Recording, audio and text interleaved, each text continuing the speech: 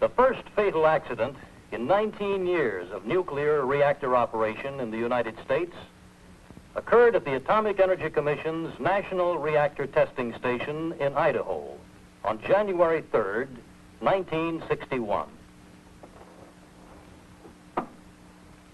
This film, depicting the operations that followed the accident, is a combination of actual and reenacted scenes. It is presented for the purpose of studying and improving the methods and techniques of handling nuclear emergencies. At 9:01 o'clock on the night of January 3rd, 1961, the nation's first fatal accident from nuclear reactor operations occurred at the Atomic Energy Commission's National Reactor Testing Station, known as NRTS, about 40 miles from Idaho Falls, Idaho. The accident occurred in a prototype facility known as the Stationary Low Power Reactor Number 1 and referred to as the SL-1. The SL-1 was built as a result of a request to the AEC in 1955 by the Department of Defense for a small nuclear power plant to supply power and space heat for remote military installations. The reactor, originally designated the Argon Low Power Reactor, or ALPR, was designed by the AEC's Argonne National Laboratory to gross specifications that called for above-ground construction, components that could be transported by cargo aircraft, and a reactor that could operate continuously for 3 years on one fuel loading. The SL-1 core was designed to meet the requirements for extended operation without refueling. The reactor was a direct cycle, natural recirculation boiling water system of 3 million watts gross thermal capacity, designed to produce 200 kilowatts of net electricity and 400 kilowatts of net energy in the form of space heat. It was installed in a cylindrical building 38 feet in diameter and 48 feet high.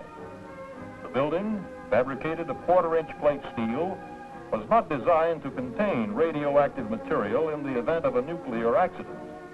This was so because future plants of this type are intended for operation in remote, isolated areas, and the SL-1 itself was not near a populated area. The pressure vessel which holds the fuel was installed in the lower portion center, shielded by local gravel. Most of the plant equipment was installed in the middle portion of the reactor building. On August 11, 1958, the reactor went critical. That is, sustained a controlled chain reaction. And on February 5, 1959, it was turned over to Combustion Engineering Incorporated for operation. It was redesignated SL-1 to conform with military nomenclature. In addition to obtaining operating experience, Combustion assisted the military cadre in training military personnel and was responsible for the certification of reactor operators. Trainees arriving at the SL-1 after an 8-month course at Fort Belvoir, Virginia, were subjected to 3 weeks intensive academic instructions on the SL-1 operation and equipment, and 3 months training as a crew under a shift supervisor. Their training also included a detailed course in health physics. Upon passing rigid written and oral examinations by members of both the military cadre and combustion engineering boards, a trainee was assigned to a regular shift crew.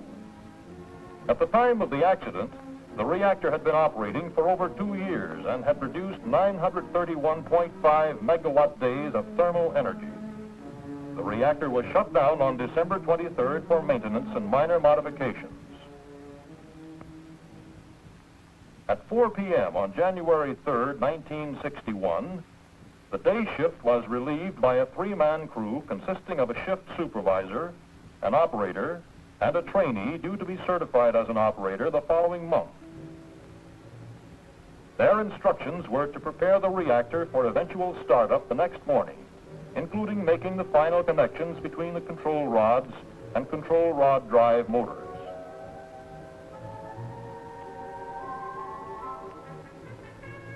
According to the log, during the first half of their shift, They had pumped the water down and were reassembling the control rods.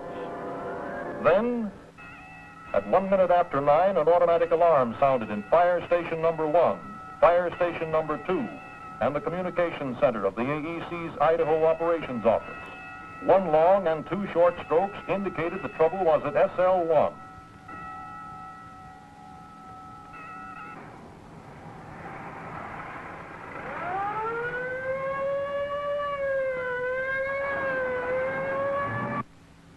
The Idaho Operations Dispatcher broadcast the alarm over the testing station radio network, informed the Security Division duty officer, and in accordance with pre-planning, requested that a health physicist be dispatched from the materials testing reactor. In less than 10 minutes, the firemen arrived at the SL1 and found it seemingly deserted. The temperature was 17 degrees below zero.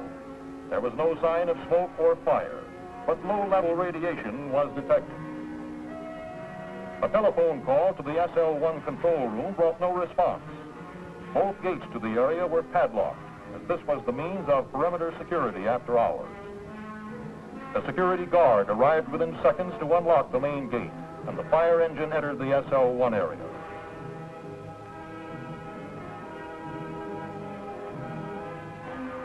The guard unlocked the front door to the administration building, and the firemen entered. It was the quickest access to the reactor building, about 100 feet away. They had a high-range radiation detection instrument and wore respiratory equipment to prevent inhaling contaminated air. There was still no evidence of personnel, fire, or smoke. But 2 feet inside the door, the instrument revealed low radiation levels in the fraction of a Roentgen range.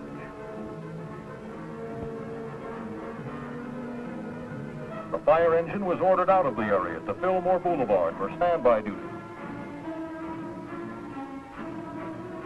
The assistant fire chief reported radiation present at the SL1, and at 9:20 p.m. notified Combustion Engineering, the operating contractor. He received confirmation that 3 SL1 personnel were on duty. Combustion Engineering personnel immediately left Idaho Falls to join emergency operations at the SL1 site. The chief then made another search for the men on duty before the health physicist arrived, again approaching the reactor building by way of the administration and maintenance building. He observed a 25 R/hour reading at the foot of the stairway to the reactor building. There was evidence that 3 men might be in the reactor room.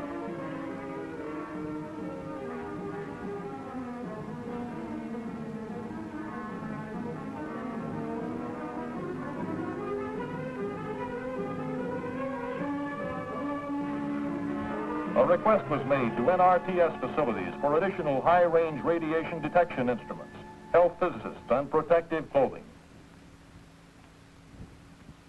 A roadblock was quickly established at the junction of Highway 20 and Fillmore Boulevard for control purposes.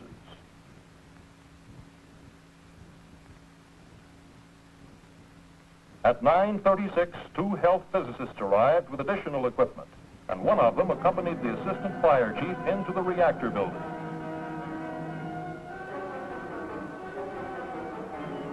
They hoped to locate the missing men quickly.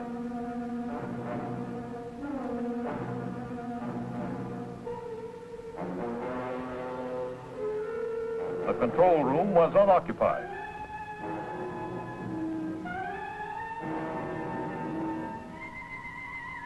As they went up the stairway, the indicator swung past 200 R/hour, and they retreated hastily, but not before seeing some wreckage through the reactor operating room doorway.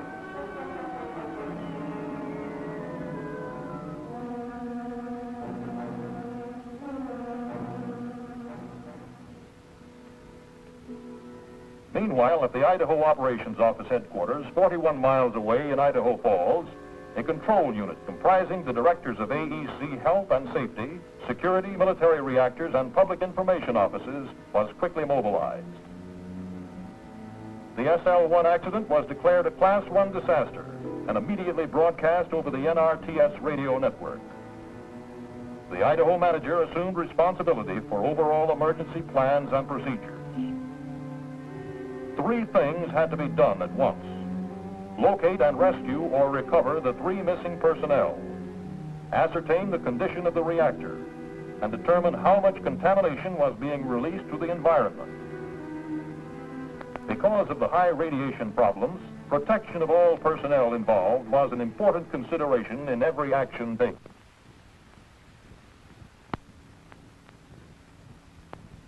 In an effort to locate the duty personnel, 2 SL-1 plant supervisors of combustion engineering, one a health physicist and the other an operations man, elected to enter the reactor room.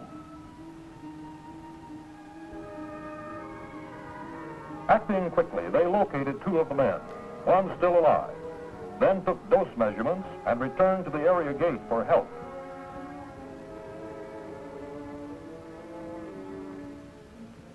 They were joined by 2 more combustion personnel and an AEC health physicist.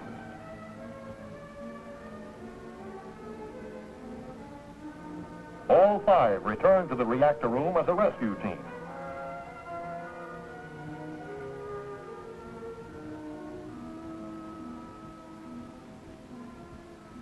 They picked up the man who was alive and put him on a stretcher at the head of the stairs.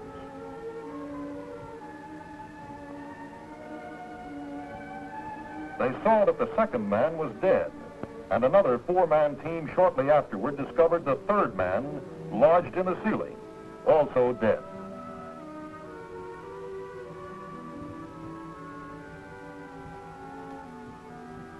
The first victim removed was taken almost immediately to an arriving ambulance which had resuscitation equipment.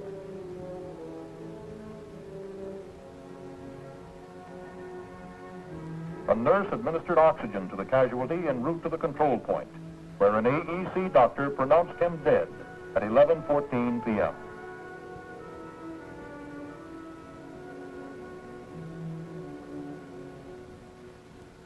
Personnel involved in this rescue operation had received exposures up to 27 Roentgens of penetrating radiation.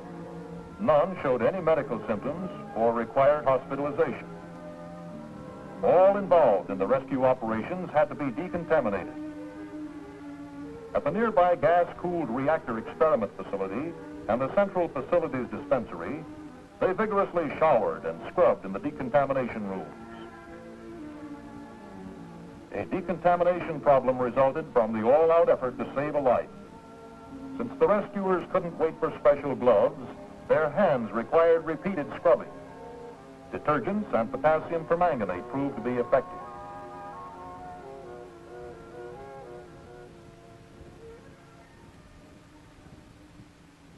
To monitor for airborne radioactivity, a chartered airplane was in the air at daybreak with an aerial survey analyzer.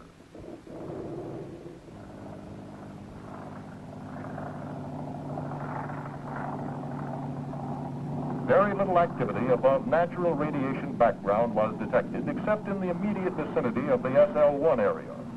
Careful observation showed no damage to the reactor building roof.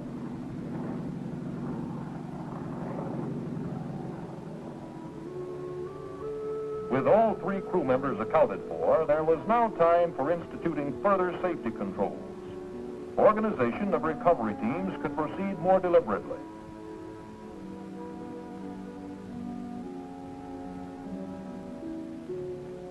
Standard procedures for teams working in contaminated areas call for face masks, film badges for measuring radiation, 2 pairs of anti-contamination clothing, 2 pairs of shoe covers, and 2 pairs of gloves. All openings were taped to prevent seepage of contamination.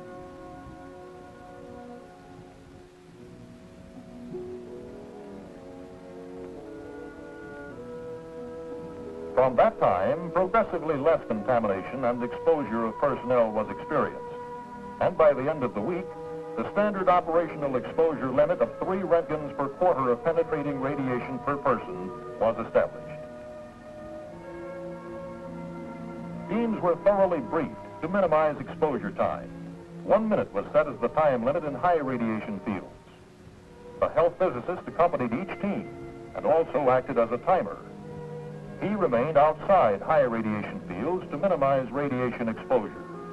This was done to conserve available health physicists for the many operations yet to be performed. On the night of January 4th, plans were carefully laid for the recovery of the second casualty. A six-man military team of volunteers comprised entirely of the victim's fellow cadremen was organized and briefed. It was decided that a blanket would be less unwieldy than a stretcher.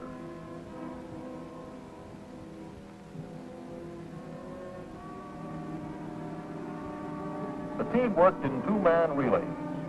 The first pair, accompanied by a health physicist, entered the support facilities building and carried the body from the reactor operating floor to the control room.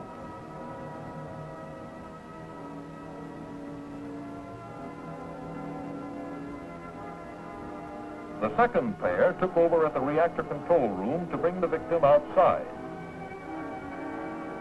then carried him out of the SL-1 area through the perimeter gate.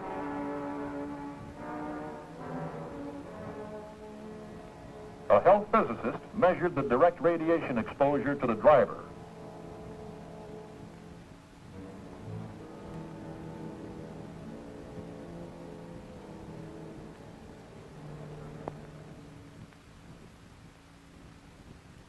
The emergency required other important action that same day, January 4th.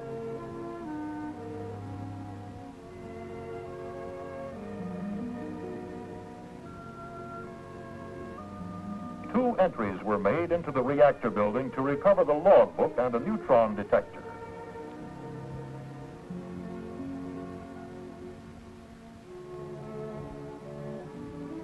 This led to later installation of remote reading instruments and audible alarms as a warning against further trouble with the reactor.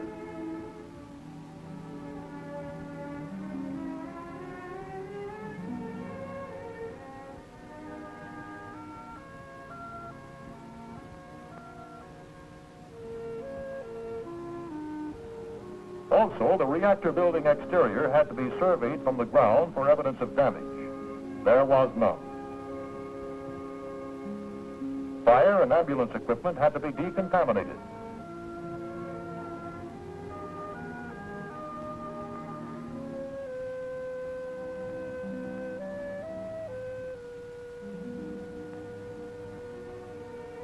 The field command post, which was to serve for several weeks, had to be firmed up with additional trailers and power equipment.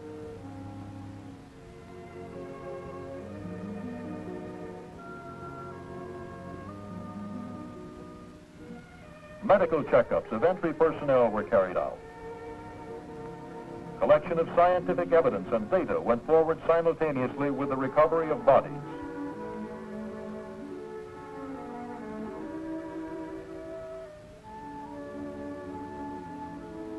The first positive evidence as to the nature of the accident came from a nuclear accident dosimeter recovered from the reactor building. Activation of its gold foil into radioactive gold-198 tended to indicate that an uncontrolled chain reaction had taken place.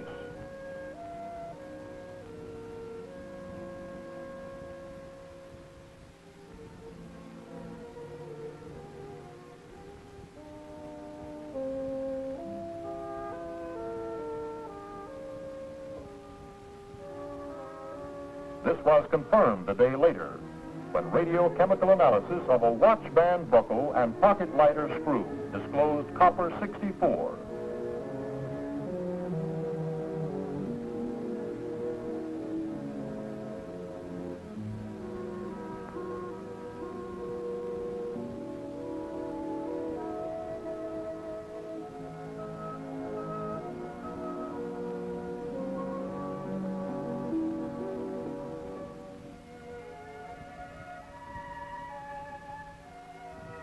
Only neutron capture could have transmuted naturally occurring gold-197 and copper 63 into radioactive gold-198 and copper 64.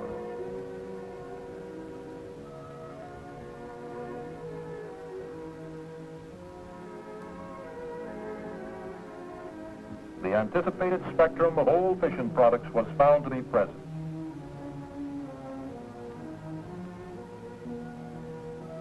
Also found were several isotopes of the uranium fuel.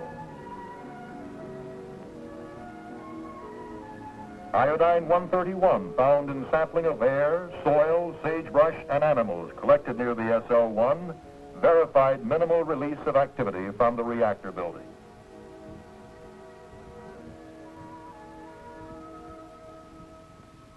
Within 3 hours after each entry into the SL-1 site, film badges were processed to determine the precise exposures received. After the initial entry, no personnel received more than 9 Röntgen's gamma exposure. Special data processing procedures had been initiated by January 4th, involving 2 or more film badges daily for many individuals. Total radiation exposure was tabulated on summary cards. Reports were issued daily by name, date of exposure, and amounts of radiation chargeable to the SL-1 incident. Later, a daily breakdown was issued according to radiation dose and summary of individual accumulated exposures. This information was used in scheduling assignments, planning operations, and in otherwise limiting the activities of individuals. The data also proved to be invaluable as a check on the accuracy and effectiveness of health physics controls. By the morning of January 5th, direct radiation checkpoints covering the entire SL-1 area were being surveyed every 2 hours, and a survey grid was plotted to a radius of 2,000 feet. Calculations were made from readings of direct radiation from the reactor building. As of mid-January, direct radiation levels ranged from 0.002 Röntgens per hour at 2,000 feet to 1.1 Röntgens per hour at 100 feet from the reactor. In contrast, at the top of the reactor, the readings were approximately 1,000 Röntgens per hour.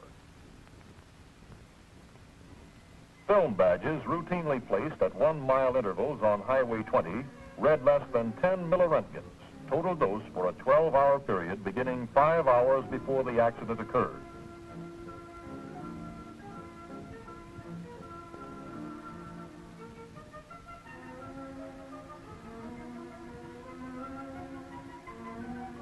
"19 radio-controlled air sampling stations were started less than an hour after the accident happened. Later, a special network of 11 high-volume constant air monitors was established during January and operated through March 6th. None of the surveys showed any radiological hazard to persons or animals beyond the immediate vicinity of the reactor. On the afternoon of January 5th, an official photographer, accompanied by a health physicist, entered the high radiation zones at the outer edges of the reactor operating floor to obtain needed still pictures. This was repeated on January 8th with another photographer. Working in radiation fields of 500 Röntgens per hour, the 2 photographers were limited to 30 seconds of picture taking each. Using these photographs and other information, careful preparations were made for the recovery of the 3rd body.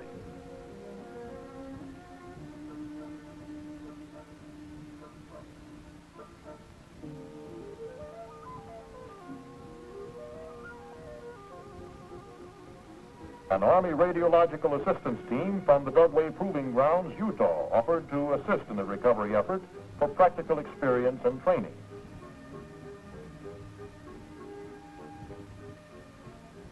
A quick series of briefings prepared them for their role in a carefully coordinated plan to free and remove the 3rd victim.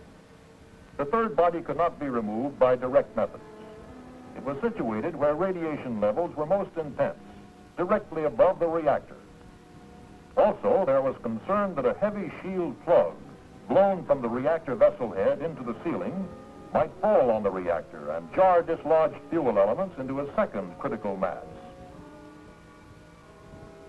The only recourse was to improvise a long mechanical arm that could breach the freight doors at the 2nd-story level of the reactor building, retrieve the body and shield plug as they were dislodged, and lower them to the ground. A hastily fabricated wedge on the boom of a mobile crane was used to pry apart the sliding freight doors.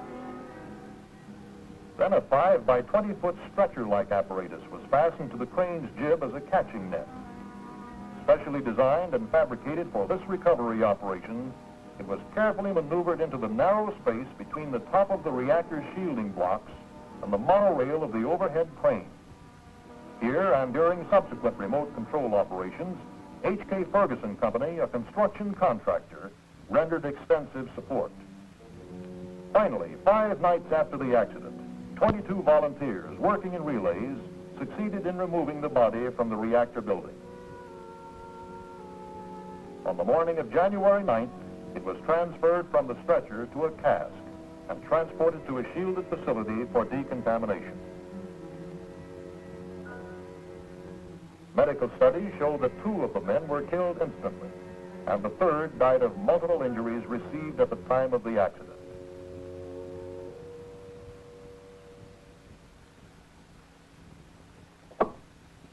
An 8-man medical monitoring team from Los Alamos Scientific Laboratory assisted NRTS physicians in decontamination of the bodies. Gamma-emitting particles embedded by the explosion greatly complicated this work. Considerable success was achieved, however, by washing and scrubbing, including the use of detergents. The use of melting ice proved to be an effective automatic washing technique that minimized radiation exposure time for medical team members. The lining of standard metal caskets and vaults with lead sheeting resulted in final gamma readings at the outer surfaces of the vaults not exceeding 300 milliroentgens per hour generally. This was sufficiently low to permit shipment. On January 13th, the bodies were released to the Department of Defense, which then arranged for burial services in accordance with wishes of the families at private and national cemeteries. This completed phase 1 of the SL-1 operations.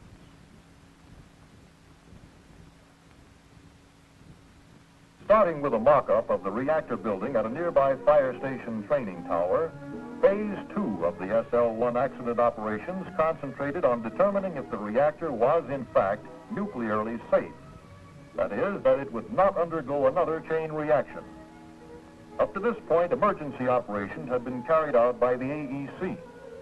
On January 13th, the responsibility for determining the condition of the reactor was turned over to the operating contractor. Proposals from Combustion Engineering were approved by IDO for remote control viewing of the reactor tophead and the interior of the reactor vessel, using both motion picture and television cameras on the end of a cherry picker crane. These remote-controlled operations made it possible to avoid further personnel entries for the next 5 months, or until June 2nd. The mock-up operations also made it possible to perfect techniques for placement and operation of cameras and probes. It was hoped that the pictures not only would affirm that a second nuclear excursion could not occur, but also disclosed what initiated the accident. After several days of rehearsal, the first entry into the reactor building was attempted.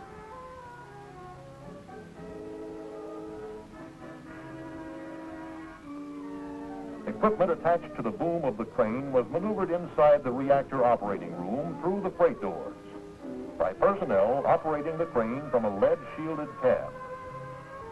The crane operator was guided by observers who could see directly into the reactor operating floor from a 30-foot tower 200 feet away. With field glasses, every move could be closely spotted for the man on the ground. Thanks to this arrangement and the extensive mock-up training, the equipment was successfully positioned. First films taken of the reactor head area showed that 6 nozzles were open to the atmosphere. Only one appeared to be completely free of obstructions.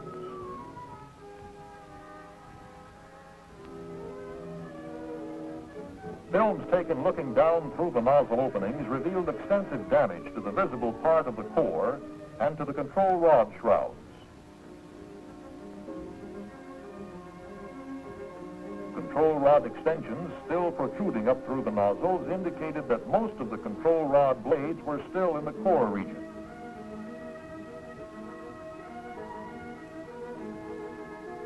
The central rod blade appeared to be ejected from the core.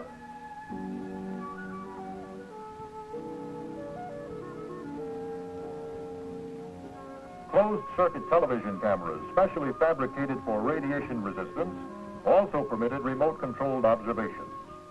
These were recorded on motion picture film in a canvas-enclosed truck. These lacked definition, but had greater flexibility. The operator could be instructed to hold on certain scenes or move more quickly to something else. The core appeared to be expanded radially, and at least one major hole appeared to be discernible. The center of the core was obscured from view. The tops of fuel elements were visible and appeared to be twisted, collapsed, and moved from their original position. All the control rod shrouds appeared to be partly collapsed. The outer shrouds were displaced toward the vessel wall. The central control shroud, number 9, appeared to have been partially ejected upward from the core. Other components appeared to be twisted, collapsed, and displaced. The films obtainable did not prove or disprove that the vessel might be cracked or otherwise damaged.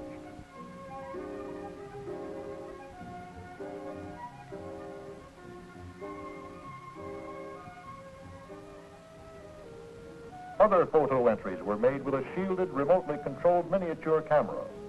It produced still pictures that had to be greatly enlarged, but more completely defined the condition and damage to the core.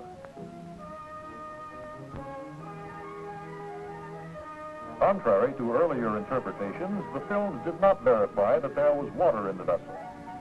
Subsequently, chemical probes containing potassium permanganate crystals confirmed assumptions that the vessel was dry at the time of the measurement. Official conclusions eventually confirmed earlier indications that the reactor was nuclearly safe as long as nothing was done to change its unmoderated condition. The air temperature above the reactor head was 47 degrees Fahrenheit. Inside the vessel, about 7 inches above the core, it was 90 degrees Fahrenheit. And at contact, presumably with debris on top of the core, it was 98 degrees Fahrenheit. First estimates of the radiation field in the reactor room were calculated to be approximately 1,000 R per hour. By late April, the radiation levels had decreased to the 200 R per hour range. Films from a pinhole camera spotted several locations and sources of high gamma radiation activity outside the reactor vessel, presumably from reactor components blown from the core by the force of the explosion. Calculations of the energy needed to cause the observed damage to the ceiling and the reactor indicate that the explosion was sufficient to create an internal pressure of at least 500 psi. From the presence of short-lived yttrium-91M, one of the daughters of strontium-91, found in clothing samples, the total fissions were estimated to be 1.5 times 10 to the 18th, or 1.5 billion fissions. These early calculations showed that the total energy released in the accident was at least 50 megawatt seconds. These levels are equivalent to the energy released by from 2 to 10 pounds of TNT.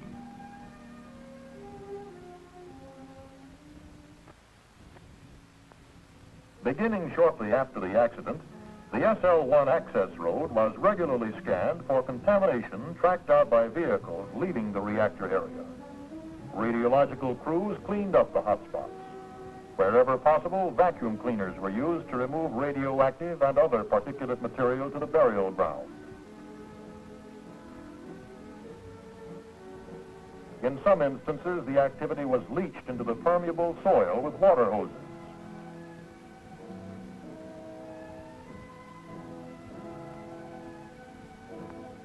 In stubborn cases, it was necessary to seal the road surface with resin or neoprene sprays to prevent the spread of contamination.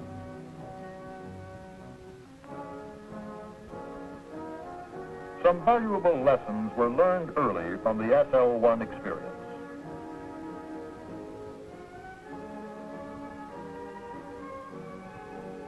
It is important to have high-range survey instruments that are readily available.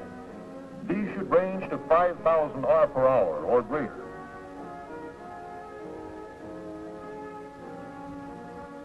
Special methods must be incorporated into pre-planning for handling highly contaminated and radioactive casualties. A movable lead shield with armholes permits close work with minimum exposures. Also, lead shielding jackets and full-face masks to accommodate eyeglasses.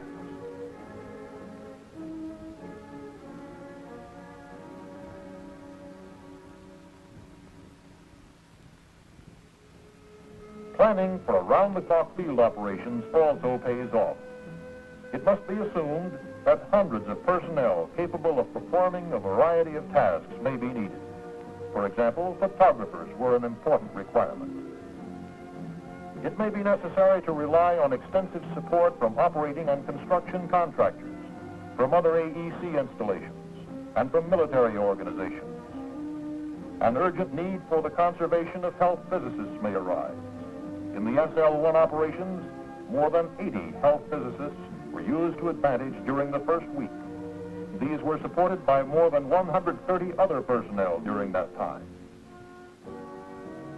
The SL-1 experience re-emphasized the importance of taking precautions to avoid unnecessary exposures where contamination and high radiation are involved. Although several hundred individuals participated, only 14 of the 100 persons active in the first 24 hours received radiation exposures of 5 or more Roentgens of gamma, and none more than 27 are. Subsequent medical checkups did not disclose any medical symptoms, and no one was hospitalized.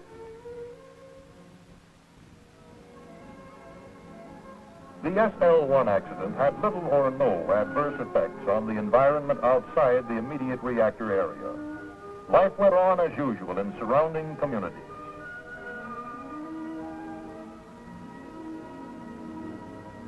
Repeated surveys and samplings of air, water, soil, vegetation, animals, and milk have revealed very little contamination above background levels.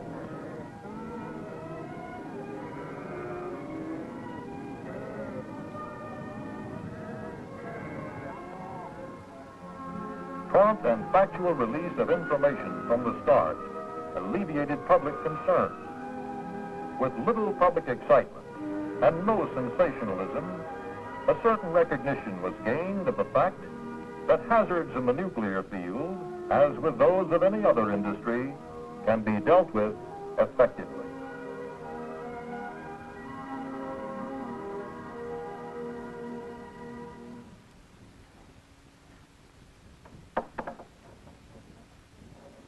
Regrettable though the SL-1 accident was, out of it has come important information, both to reactor technology and to administrative procedures governing reactor development. Since the SL-1 was not operating at the time of the accident, the Commission's safety program for shutdown maintenance has benefited from the resulting reevaluation.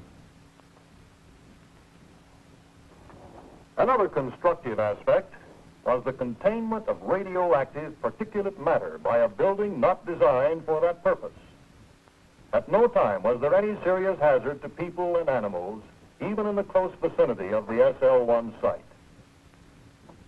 This film on phases 1 and 2 of the SL-1 recovery operations was completed as phase 3 sought to determine what destroyed the reactor. Under contract with General Electric Company's Idaho staff, the work of decontamination and taking the reactor apart piece by piece went forward. It was a tediously slow process, extending into the following year. Various potential mechanisms that could have caused the excursion had to be explored. No unknown phenomenon was expected, however. This first fatal accident in 19 years of successful reactor operations activity has been thoroughly investigated from the start by several committees composed of nuclear experts and other scientists. The investigation will not be complete until continuing studies bring a fuller understanding of what was involved and what can be learned for the advancement of reactor safety technology.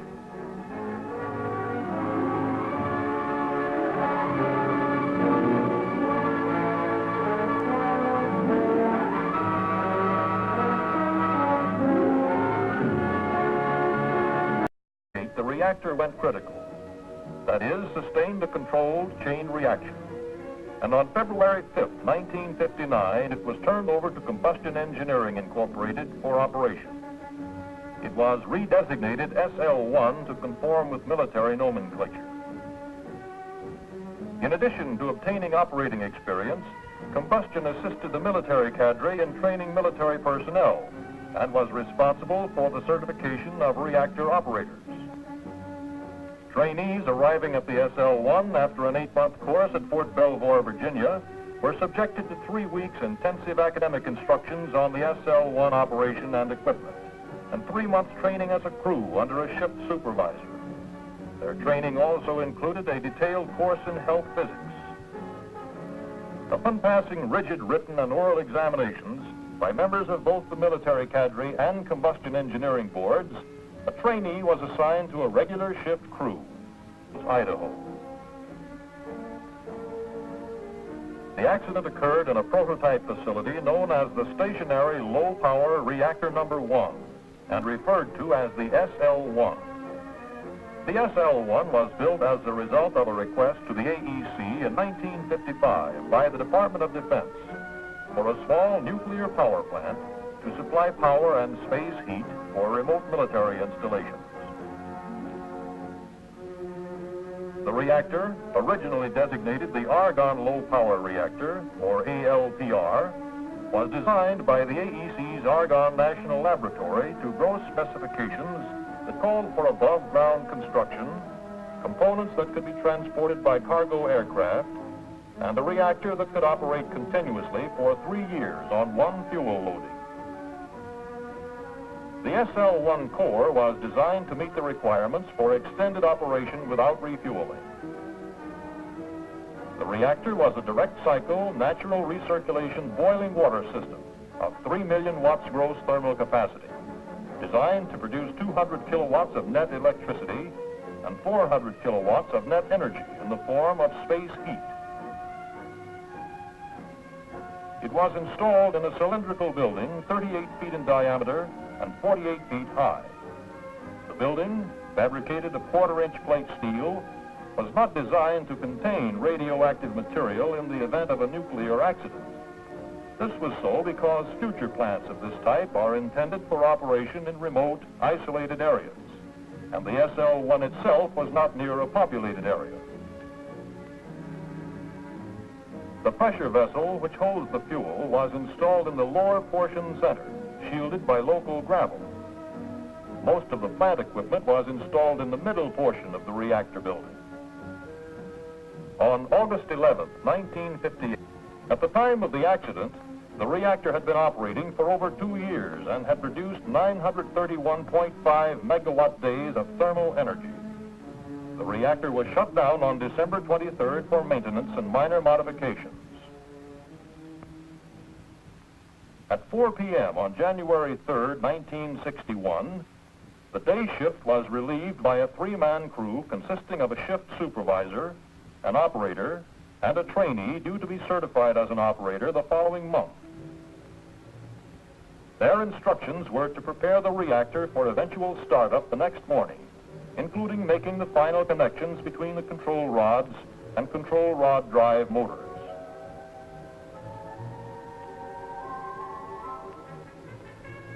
According to the log, during the first half of their shift, they had pumped the water down and were reassembling the control rods. Then, at 1 minute... The first fatal accident in 19 years of nuclear reactor operation in the United States occurred at the Atomic Energy Commission's National Reactor Testing Station in Idaho on January 3rd, 1961. This film, depicting the operations that followed the accident, is a combination of actual and reenacted scenes. It is presented for the purpose of studying and improving the methods and techniques of handling nuclear emergencies. At 9:01 o'clock on the night of January 3rd, 1961, the nation's first fatal accident from nuclear reactor operations occurred at the Atomic Energy Commission's National Reactor Testing Station, known as NRTS, about 40 miles from Idaho Falls.